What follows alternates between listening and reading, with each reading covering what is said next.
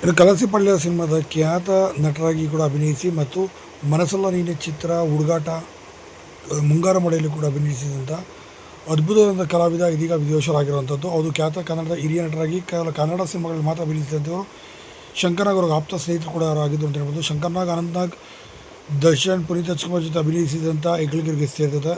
ಅವರು ಬೇರೆ ಯಾರಲ್ಲ, ಮಂದೀಪ್ ರಾಯ್ ಅವರು ಕನ್ನಡ ಸಿನಿಮಾ ರಂಗದಲ್ಲಿ ದೊಡ್ಡ ಮಟ್ಟಿಗೆ ಹೆಸರು ಮಾಡಿದಂಥವ್ರು ಅಂತ ಹೇಳ್ಬೋದು. ಸುಮಾರು 350ಕ್ಕೂ ಅಧಿಕ ಸಿನಿಮಾಗಳಲ್ಲಿ ಕನ್ನಡದಲ್ಲಿ ಅಭಿನಯಿಸಿದಂಥ ಮಂದೀಪ್ ರಾಯ್ ಅವರು ಇದೀಗ ವಿಧಿವಶರಾಗಿದ್ದಾರೆ ಅನ್ನೋ ಮಾಹಿತಿ ಬಂದಿರುವಂಥದ್ದು.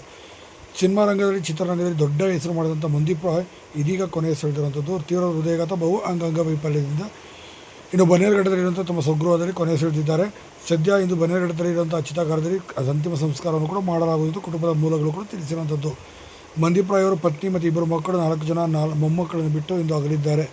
ಇನ್ನು ಸಿನಿಮಾ ರಂಗದ ಪ್ರತಿ ನಟ ನಟಿ ಎಲ್ಲರೂ ಕೂಡ ಅವರ ಆತ್ಮಕ್ಕೆ ಶಾಂತಿ ಕೋರಿದ್ದಾರೆ ಮತ್ತು ಅವರ ಸಾವಿಗೆ ಕೂಡ ಕಂಬನಿ ಮಿಡಿದಿದ್ದಾರೆ. ಸಿನಿಮಾ ರಂಗಕ್ಕೆ ಇದೊಂದು ಮತ್ತೊಂದು ದೊಡ್ಡ ಮಟ್ಟಿಗೆ ಆಘಾತ ಉಂಟಾಗಿದೆ ಅಂತಲೂ ಸಹ ಇಲ್ಲಿ ನೀವು ನೋಡಬೇಕು.